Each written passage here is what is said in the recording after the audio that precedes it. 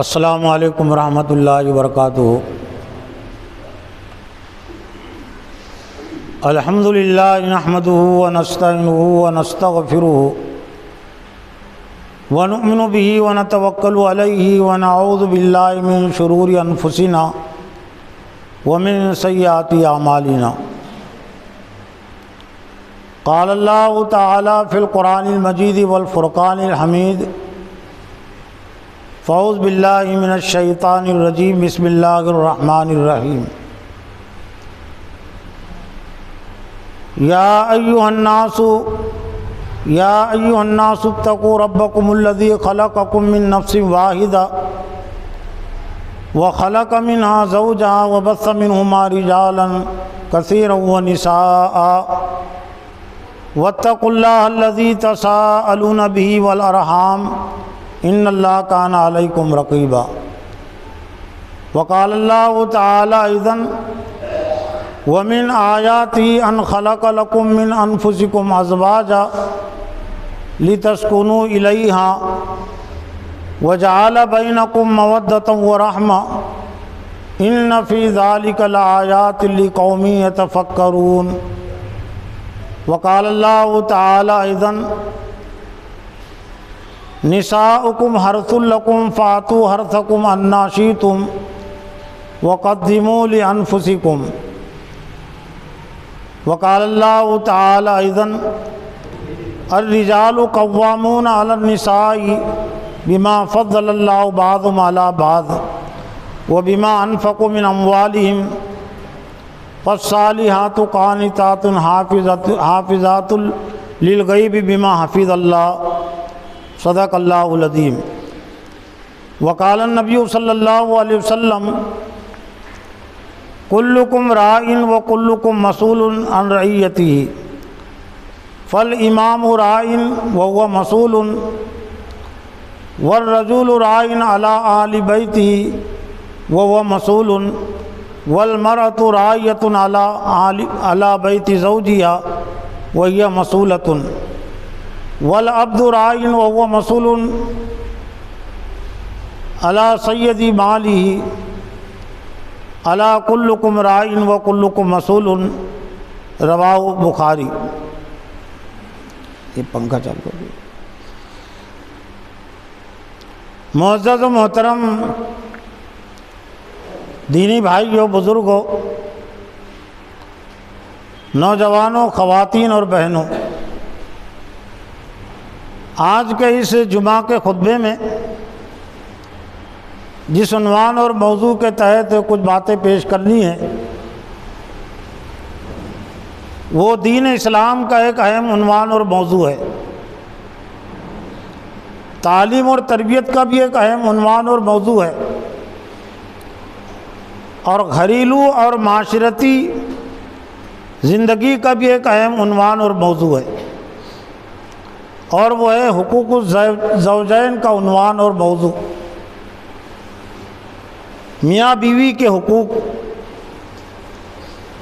لیکن میاں بیوی کے حقوق کے ساتھ اسلام نے میاں بیوی سے متعلق فرائض بھی رکھے ہیں۔ عام فہم لفظ میں یا اردو میں فرائض کو آپ ذمہ داریاں بھی کہہ سکتے ہیں۔ تو شوہر اور بیوی کے حقوق اور فرائض یہ عنوان اور موضوع ہے۔ اگرچہ یہ شوہر کا حق اور فرض مستقل ایک عنوان ہے، بیوی کا فرض اور حق ایک مستقل عنوان ہے، لیکن چونکہ اور بھی خطبات کے لیے عنوانات اور موضوعات ہوتے، اس لیے دو عنوانوں کو ایک ساتھ جمع کر کے پیش کیا جا رہا ہے، اور یہ اس لیے بھی کہ میاں اور بیوی کے حقوق اور فرائض کا تعلق آپس میں جڑا ہوا ہے، ملا ہوا ہے، ان کو الگ کر کے بہت زیادہ نہیں سمجھا جا سکتا، بیان نہیں کیا جا سکتا، اس لیے جوڑ کر ایک ساتھ پیش کرنے کی کوشش ہے۔ اور چونکہ قرآن میں اور حدیث میں بھی اس عنوان اور موضوع کو اللہ اور اس کے رسول نے ایک ساتھ پیش کیا ہے تاکہ ہر وقت ہر موقع پر ایک شوہر کے ذہن اور دماغ میں جہاں اپنا حق رہے اپنی ذمہ داری بھی رہے، اور بیوی کے ذہن میں جہاں اپنا حق رہے تو وہاں ذمہ داری بھی اس کے سامنے رہے۔ آج گھریلو زندگی کے لحاظ سے، معاشرتی لحاظ سے سب سے بڑا جو مسئلہ ہے، سب سے بڑی جو کمی ہے وہ یہ ہے کہ ہر شخص صرف اپنا حق دیکھنا چاہتا ہے، اپنا حق وصول کرنا چاہتا ہے کہ میرا حق مجھے ملے۔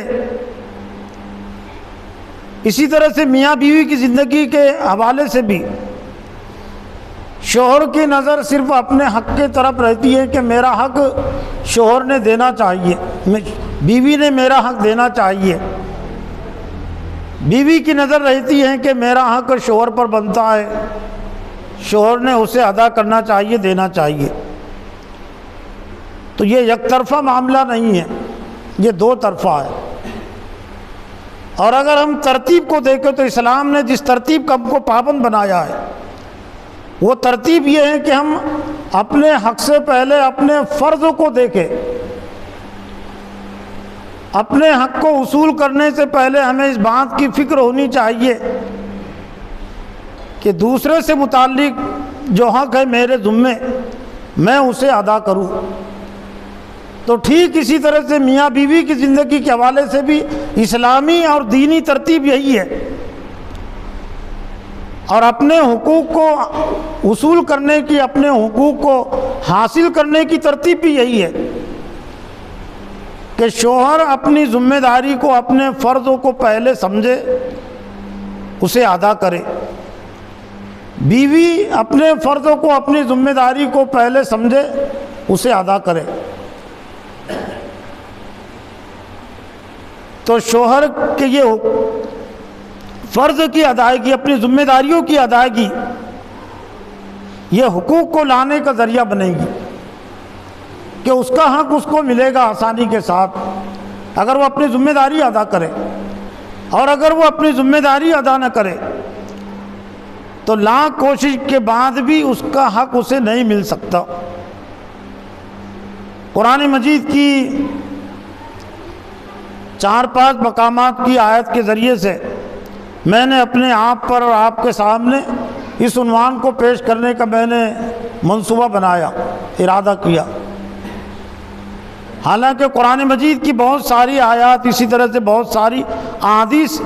حقوق الزوجین کے عنوان سے تعلق رکھتی ہے، میاں بیوی کے حقوق اور فرائض سے تعلق رکھتی ہے، لیکن سورہ بقرہ کی 2 آیتیں اور سورہ نساء کی 2 آیت اور ایک سورہ روم کی 1 آیت، یہ اس عنوان اور موضوع کو سمجھنے اور سمجھانے کے سلسلے میں بہت زیادہ معین بھی ہیں، بہت زیادہ مؤثر بھی ہے اور عام فہم بھی ہے۔ سورہ نساء کی 1 آیت تو ابتدائی آیت ہے جو خطبہ نکاح میں بھی پڑھی جاتی ہے، اور حضرت صلی اللہ علیہ وسلم جو خطبہ نکاح دیتے تھے، ناپ نکاح خطبہ سناتے تھے، تو آپ بھی اس آیت کو پیش کرتے تھے، اس لیے کہ نکاح کا ایک مقصد میاں بیوی کے حقوق کی ادائیگی بھی ہے، اس لیے کہ نکاح کو اگر حقوق الزوجین سے الگ کر دیا جائے تو نکاح کا مقصد پورا نہیں ہوتا۔ اور آج نکاح ہونے کے باوجود جو شوہر اور بیویاں چین و سکون سے محروم ہیں یا نکاح کے مقصد سے اکثر سے محروم ہیں، تو اس کا ایک بنیادی سبب بھی یہی ہے کہ شوہر نے سمجھ لیا کہ صرف نکاح کر لینا کافی ہے، شوہر کے سرپرستوں نے سمجھ لیا کہ شوہر کا لڑکے کا نکاح کر دینا کافی ہے، بیوی نے سمجھ لیا کہ نکاح کر لینا کافی ہے، بیوی کے سرپرستوں نے، والدین نے سمجھ لیا کہ اپنے بیٹی کا نکاح کر دینا کافی ہے۔ نکاح کے بعد جو ذمہ داری عائد ہوتی ہے تو اسلام نے وہ ذمہ داریاں بھی نکاح کے موقع سے ہی بیان کی ہے۔ اگر خطبہ نکاح کو اگر دھیان توجہ سے اگر پڑھا جائے، سنا جائے، تو اس میں نکاح کے بعد جو ذمہ داری عائد ہوتی ہے، حالانکہ اس میں جو ہدایت ہے وہ صرف میاں بیوی کے لیے نہیں ہے، ان کے لیے بھی ہے، لیکن جتنے حاضرین ہیں، جتنے موجود ہیں، ان سب کے لیے بھی ہے وہ۔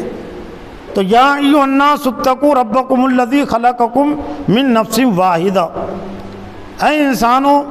تقوی اختیار کرو جس نے تمہیں ایک ذات سے پیدا کیا، نفس واحد سے، وخلق منھا زوجہا، اور اسی نفس واحد سے، اسی حضرت آدم سے ان کے جوڑے یعنی بیوی یعنی حوا کو بنایا۔ اب ایک لحاظ سے یہ میاں بیوی کا جو رشتہ ہے، یہ رشتہ بہت مقدس رشتہ بھی ہے، تاریخی رشتہ بھی ہے، دائمی رشتہ بھی ہے، جنتی رشتہ بھی کہہ سکتے ہیں۔ جنت میں نکاح ہوا تھا نا، حضرت آدم اور حضرت حوا کو اللہ تعالیٰ نے پیدا کر کے جنتی میں رکھا تھا، تو یہ میاں بیوی کی حیثیت سے گویا کہ جنت ہی سے ان کا آغاز ہوا ہے۔ تو یہ اتنا مقدس رشتہ ہے اور اتنا تاریخی اور اہم رشتہ ہے کہ جہاں سے انسانیت کا آغاز ہوا ہے، تو اس رشتے کا آغاز ہوا ہے۔ باپ اور بیٹے کا رشتہ بعد میں وجود میں آتا ہے، بھائی بھائی کا رشتہ بھی بعد میں وجود میں آتا ہے، اور بھی رشتہ داروں کے رشتے بعد میں وجود میں آتے ہیں، لیکن سب سے پہلا جو رشتہ وجود میں آتا ہے اور وجود میں لایا گیا وہ میاں بیوی کا رشتہ ہے، اور جنت سے اس کا آغاز ہوا ہے۔ پاکیزہ رشتہ، پاکیزہ جگہ سے اس کا آغاز ہوا ہے۔ اور قرآن مجید کی اور بہت ساری آیت، لیکن سورہ طور کی ایک آیت کو اگر ہم سامنے رکھیں تو اس رشتے کی اہمیت اور زیادہ بڑھ جاتی ہے۔ سورہ طور میں ایک مقام پر اللہ تعالیٰ نے جنتیوں کا تذکرہ کیا ہے، ان المتقین فی جنات و نعیم، بے شک متقین اللہ سے ڈرنے والے وہ جنتوں میں ہوں گے، نعمتوں کی جگہ پر ہوں گے، عیش و آرام کی جگہ پر ہوں گے۔ تو جنت کی نعمتوں کو بیان کرتے ہوئے اللہ تعالیٰ نے سورہ طور کی آیت نمبر 20 میں بیان فرمایا، متقین علی سرور مصفوفہ، وہ ٹیک لگائے ہوئے ہوں گے نرم تختوں پر، بستروں پر۔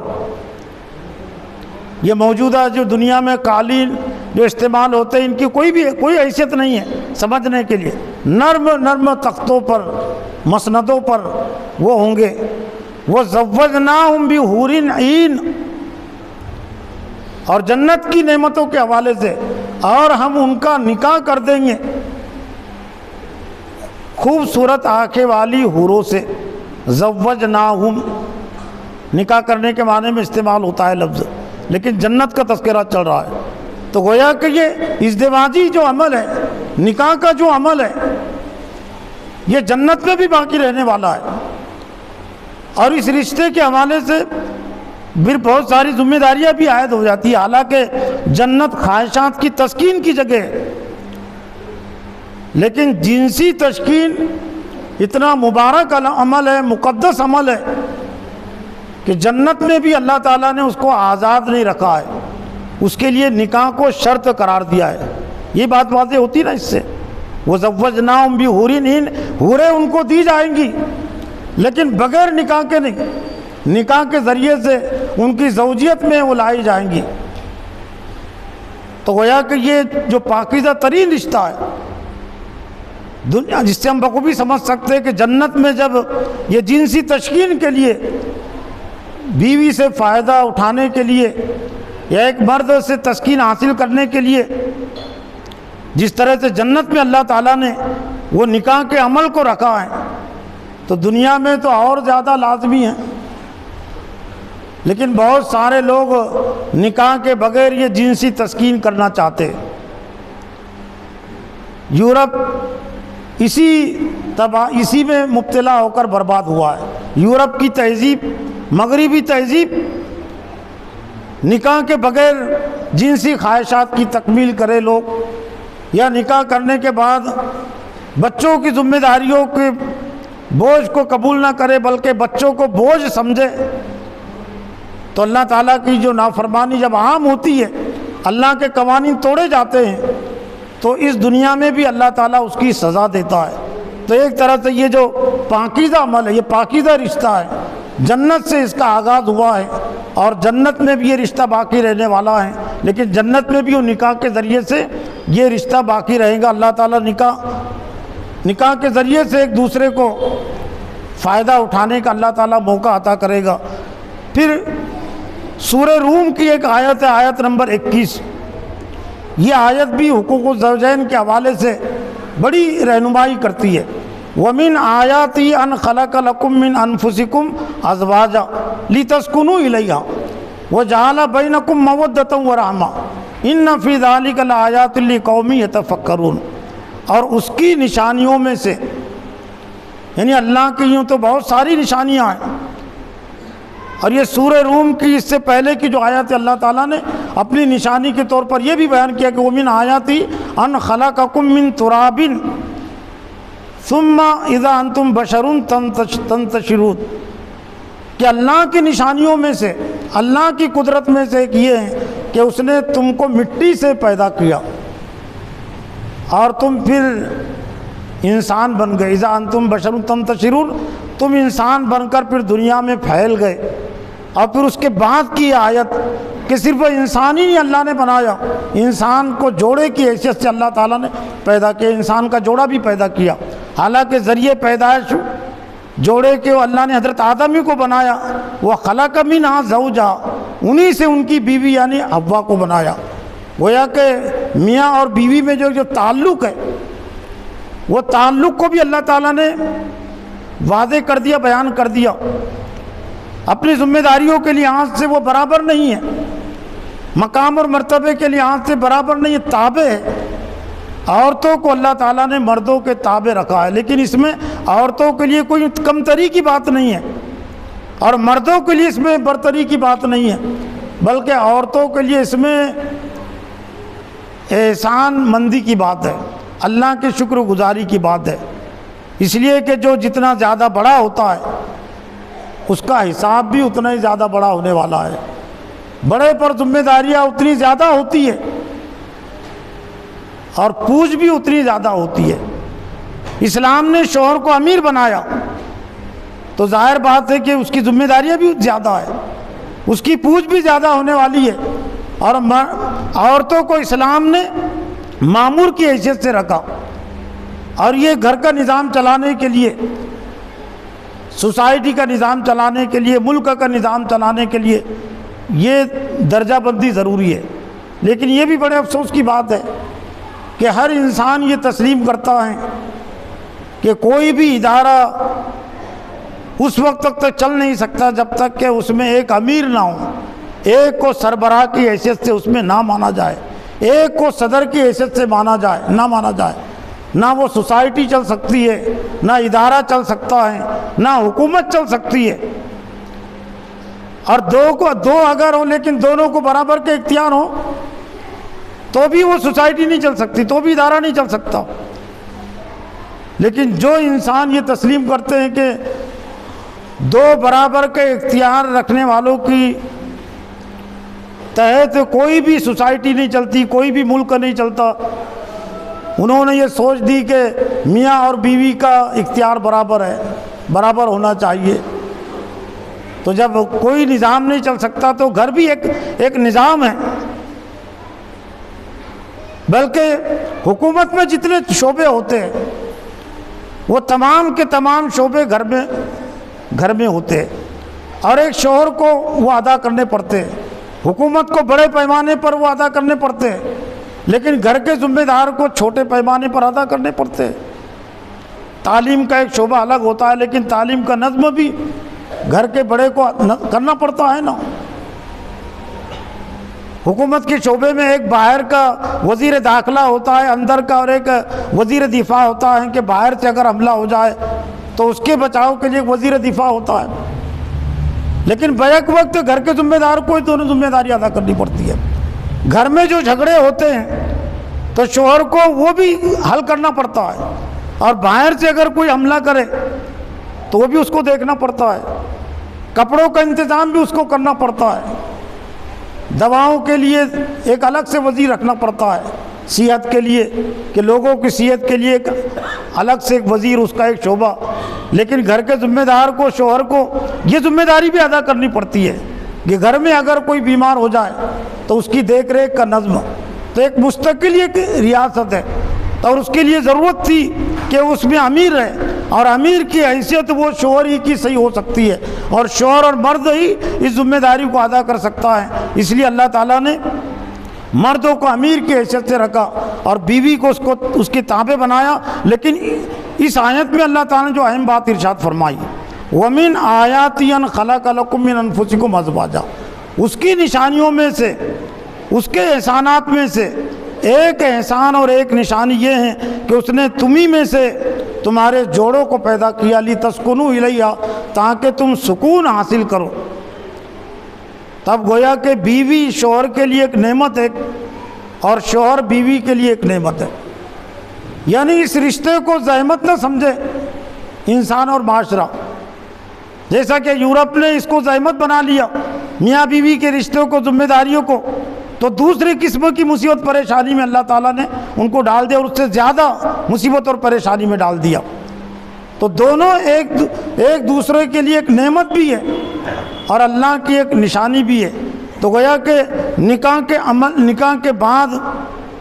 جو اللہ تعالیٰ نے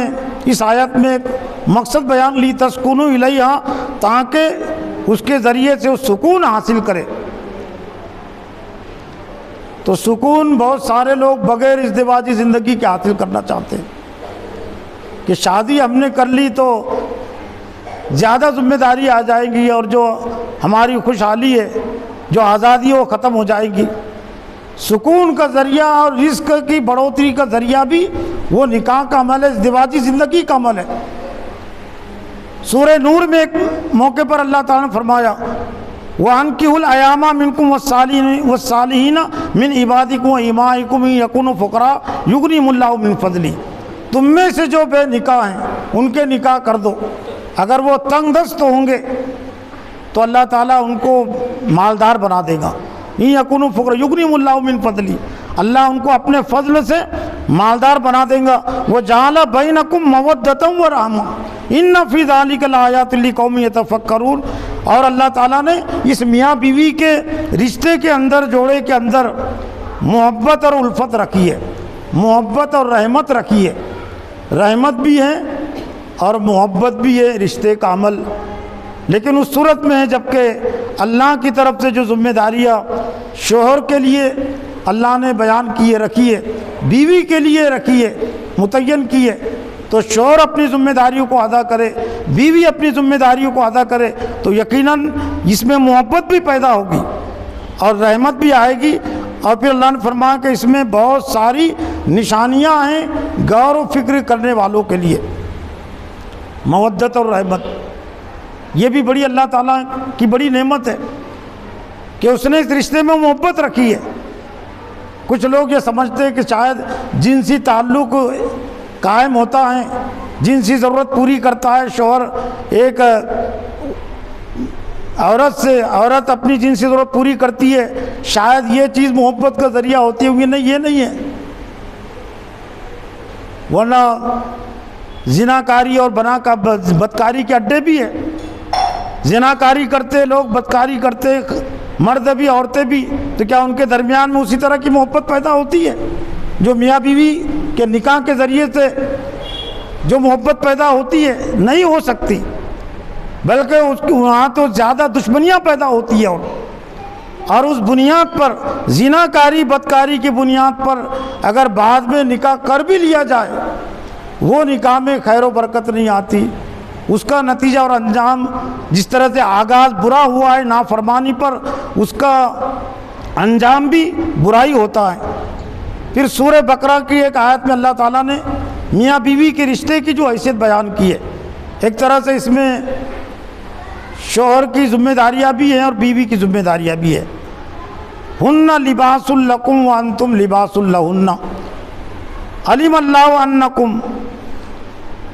ہن لباس لکم، وہ تمہارا لباس ہے اور تم ان کا لباس ہو۔ میاں بیوی کے رشتے کو سمجھنے کے لیے، سمجھانے کے لیے اس سے بہتر اور کوئی مثال نہیں ہو سکتی اور کوئی تشبیہ نہیں دی جا سکتی۔ اور چونکہ خالق کائنات، مالک کائنات کی طرف سے یہ تشبیہ اور یہ مثال، جس نے انسانوں کو پیدا کیا، جس نے مردوں کو پیدا کیا، عورتوں کو پیدا کیا، میاں بیوی کے رشتے کی حیثیت کو اس نے متعین کیا، تو اللہ تعالیٰ نے میاں بیوی کے رشتے کی حیثیت جو بیان کی، یہ صرف حیثیت نہیں ہے، شوہر پر بیوی سے متعلق جو ذمہ داریاں ہیں وہ ذمہ داریاں بھی یہ لباس کی مثال میں موجود ہے۔ بیوی پر جو ذمہ داریاں ہیں شوہر پر، تو وہ بھی اس میں موجود ہے۔ ہن لباس لکم، وہ تمہارا لباس ہے، وانتم لباس لہن، اور تم ان کا لباس ہو۔ یعنی اب ایک بات یہ ٹھہری کہ شوہر کا، مرد کا لباس صرف یہ کپڑوں کا لباس نہیں ہے، یہ بھی ہے سطر ڈھانکنے کے لیے، لیکن اصل لباس اس کا بیوی ہے۔ گویا کہ نکاح کی عمر کو پہنچنے کے بعد کوئی زیادہ دنوں تک برہنہ نہ رہے، بغیر نکاح کے، بغیر بیوی کے نہ رہے۔ بغیر نکاح اور بغیر بیوی کے رہنے کا مطلب ہے برہنہ رہنا، برہنگی کی زندگی،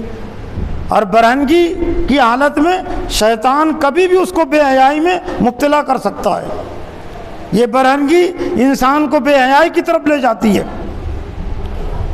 ناجائز جنسی تسکین کی طرف لے جاتی ہے۔ اس لیے جسمانی لحاظ سے بھی انسان نے برہنہ رہنے کو پسند نہیں کیا۔ عورت بہت زیادہ چھپانے کی چیز ہے، اس لیے مرد سے زیادہ لباس اس کے لیے ضروری قرار دیا گیا۔ مردوں کے لیے بھی اتنا سطر چھپانا ضروری قرار دیا گیا جو ضروری ہے، جو اس کے مخفی اعضاء ہیں ان کو ہمیشہ کے لیے چھپا کر رکھنے کی تلقین کی گئی ہے۔ تو لباس کی مثال کے ذریعے سے اللہ تعالیٰ نے شوہروں پر بھی بیوی سے متعلق ذمہ داریاں ڈالی ہے۔ لباس سے انسان کو محبت ہوتی ہے، لباس اس کی زینت کا ذریعہ بنتا ہے، لباس اس کے لیے سردی اور گرمی سے حفاظت کا ذریعہ بنتا ہے، لباس اس کے جسموں کو عیبوں کو چھپانے کا ذریعہ بنتا ہے۔ تو اسی طرح سے بیوی کے راحت و آرام کا ذریعہ بنے شوہر، بیوی شوہر کے راحت و آرام کا ذریعہ بنے، بیوی کے عیبوں کو چھپانے کا ذریعہ بنے شوہر، بیوی شوہروں کی کمیوں کو، کوتاہیوں کو چھپانے کا ذریعہ بنے۔ اس لیے کہ لباس کا ایک مقصد چھپانا بھی ہے، ستر پوشی بھی ہے، لیکن لباس کا ایک اہم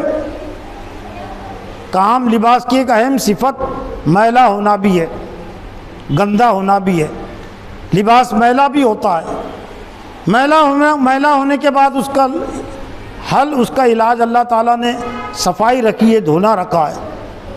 میلے لباس کو کوئی اسی وقت پھینک نہیں دیتا، میلا لباس ہو جاتا ہے اس پر روپیہ پیسہ خرچ کرتا ہے، محنت کرتا ہے، دھونے کے لیے بھی روپیہ پیسہ خرچ کرنا پڑتا ہے، محنت کرنی پڑتی ہے۔ ایک لباس کو دھونے کے لیے 15-20 منٹ تو لگتے ہی ہے۔ تو اسی طرح سے بیوی کا ذہن اور دماغ بھی میلا ہوتا ہے، شیطان میلا کرتے رہتا ہے۔ شیطان کے جو چیلے ہیں وہ ذہن اور دماغ کو میلے کرتے رہتے ہیں، یہ دل بھی میلا ہوتا ہے، ذہن بھی میلا ہوتا ہے، اور میل کا اثر پھر پورے عمل پر آتا ہے۔ تو بیوی میں اگر میلا پن ہے تو اس کا اولی علاج طلاق نہیں ہے، اولی علاج لڑائی جھگڑا نہیں ہے، اول علاج ہے اس کا صفائی، کہ تم نے صفائی کی کہ نہیں کی۔ لیکن لباس، یہ جسمانی لباس سے تو متعلق یہ ذمہ داری سمجھتے سبھی افراد، مرد بھی سمجھتے، خواتین بھی سمجھتی ہے، لیکن اللہ تعالیٰ نے میاں بیوی کے رشتے کو لباس کی حیثیت سے بیان کیا۔ ہن لباس لکم وانتم لباس لہن، وہ تمہارا لباس ہے اور تم ان کا لباس ہو۔ لباس ناقابل استعمال جب ہو جائے تبھی انسان اس کو دور کرتا ہے اپنے جسم سے، اور اسی کا دوسرا نام ہے خلا، طلاق، فسخ نکاح، کہ صفائی کے بعد اب وہ پہننے کے لائق نہیں رہا، وہ صاف نہیں ہوتا، وہ اتنا زیادہ پھٹ گیا، اب وہ سینے کے لائق نہیں رہا، تو دونوں کے رشتے کے درمیان میں اب اتنا زیادہ اختلاف ہو گیا، اتنا زیادہ میلا پن آ گیا کہ جس طرح سے کپڑے پر اگر ڈامر لگ جائے، ڈامر میں ڈبا دیا جائے کپڑے کو، تو اب ناممکن ہے اس کا صاف ہونا، بلکہ صاف کرنے کی کوشش کریں گے تو ڈامر کے ساتھ ساتھ کپڑا بھی پھٹے گا۔ لیکن ایسی صورت کبھی کبھار ہی ہوتی ہے، کم رشتوں میں ہوتی ہے، لیکن آج زیادہ جو طلاقیں ہو رہی ہے اور زیادہ جو میاں بیوی کے جھگڑے ہیں اور زیادہ جو اختلافات ہیں وہ اس لیے ہیں کہ جو ذمہ داری اللہ تعالیٰ نے لباس کہہ کر ہم پر عائد کی ہے، شوہر بھی اس ذمہ داری کو ادا نہیں کر رہے ہیں، پاکی صفائی کی ذمہ داری کو پاک صاف کرنے کی، بیویاں بھی وہ ذمہ داری ادا نہیں کر رہی ہے، اس لیے زیادہ اختلاف ہے۔ پھر سورہ بقرہ ہی کی ایک آیت میں اللہ تعالیٰ نے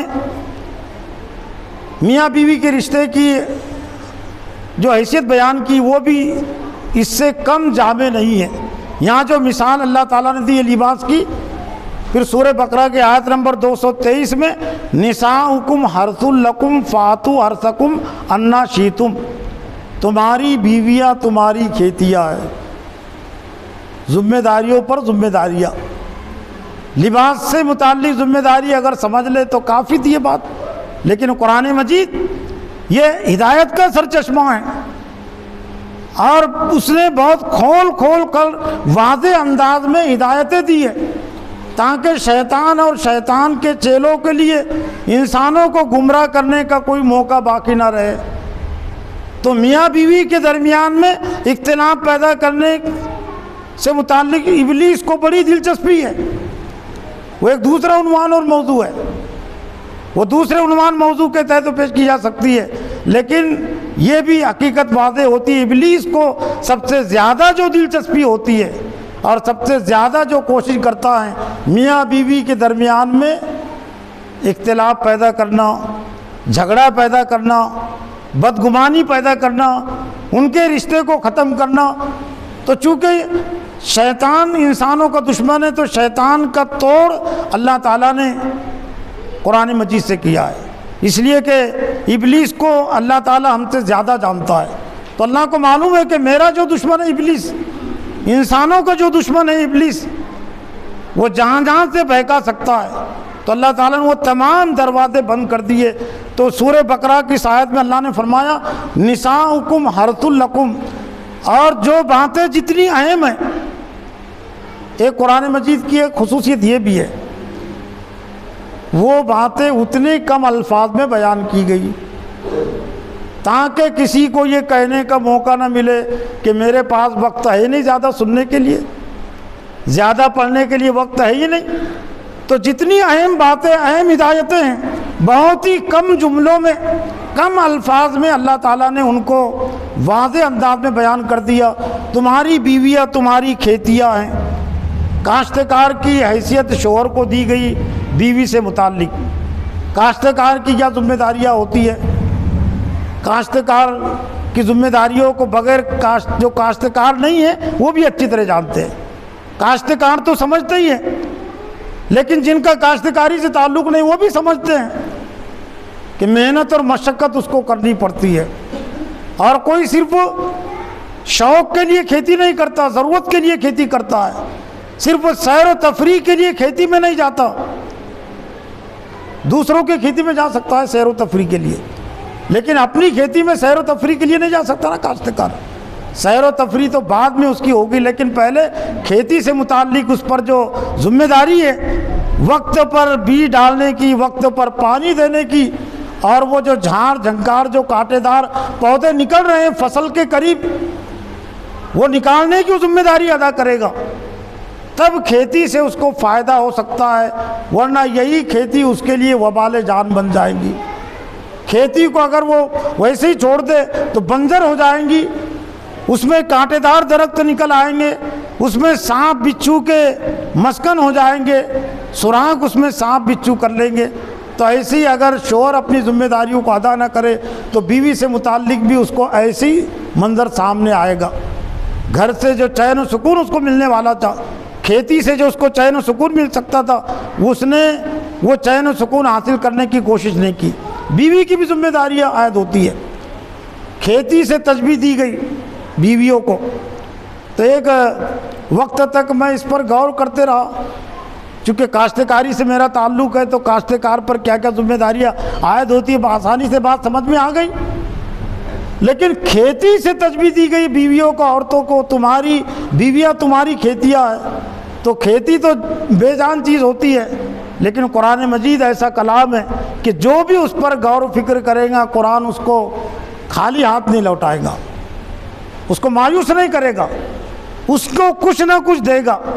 چنانچہ میں نے تھوڑا غور و فکر کیا، 3 باتیں سمجھ میں آئی کھیتی سے متعلق۔ زمین ہی کا حصہ ہے کھیتی، تو گویا کہ بیویوں کو تشبیہ دی گئی، یہ زمین اللہ کی ہے، اللہ کے لیے مسلم ہے۔ اور زمین کی دوسری حیثیت یہ ہے، تسبح لہ السماوات السبع والارض ومن فیہن،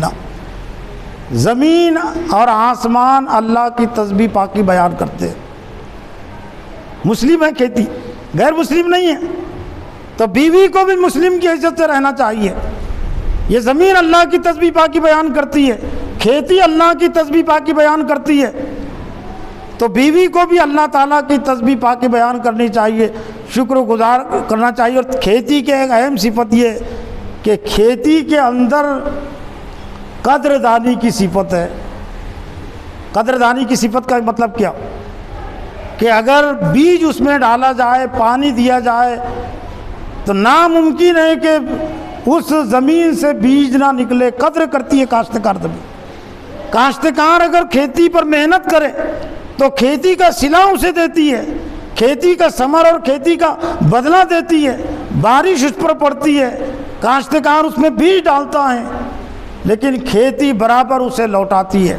اسے مایوس نہیں کرتی۔ بیوی کی ذمہ داری ہے، بیویوں کی ذمہ داری ہے کہ وہ شوہر کو مایوس نہ کرے محنت اور مشقت سے متعلق۔ جس طرح سے یہ زمین کی کھیتی، یہ زمین کی کاشتکار کسان کو مایوس نہیں کرتی، اگر وہ صحیح کوشش کرے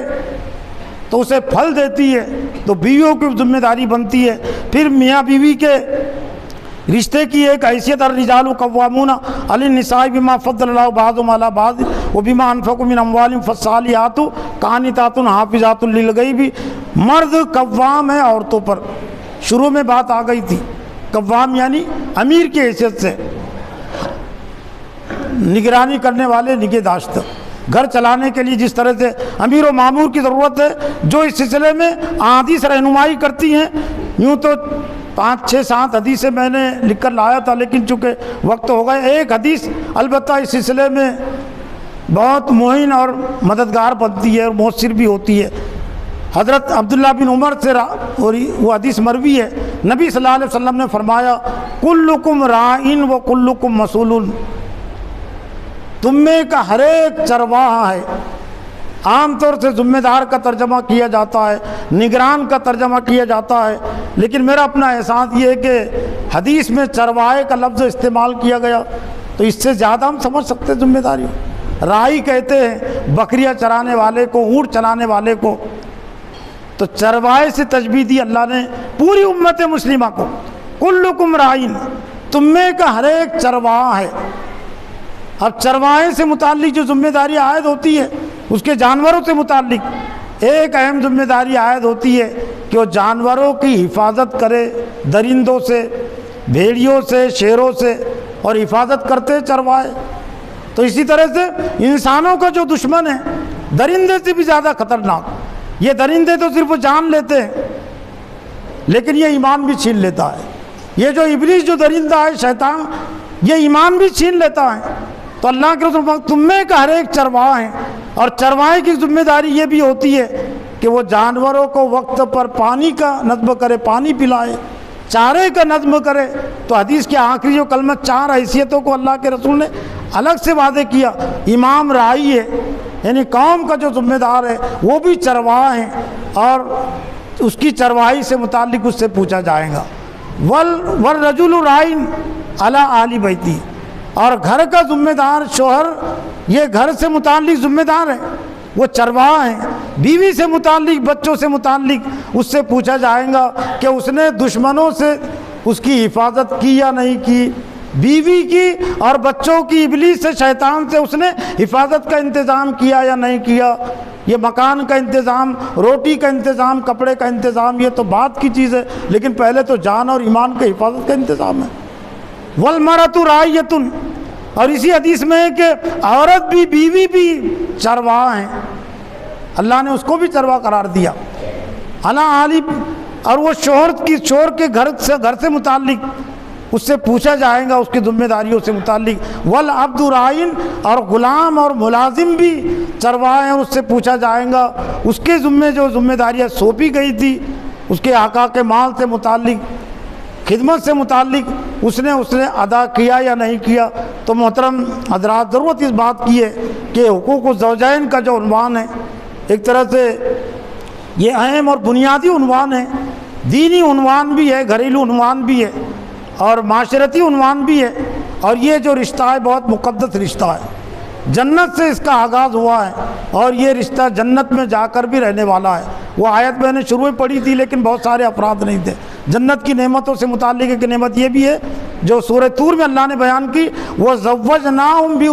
بِحُورٍ عِین، ہم ان کا نکاح کر دیں گے خوبصورت حوروں سے۔ گویا کہ ازدواجی زندگی کے حوالے سے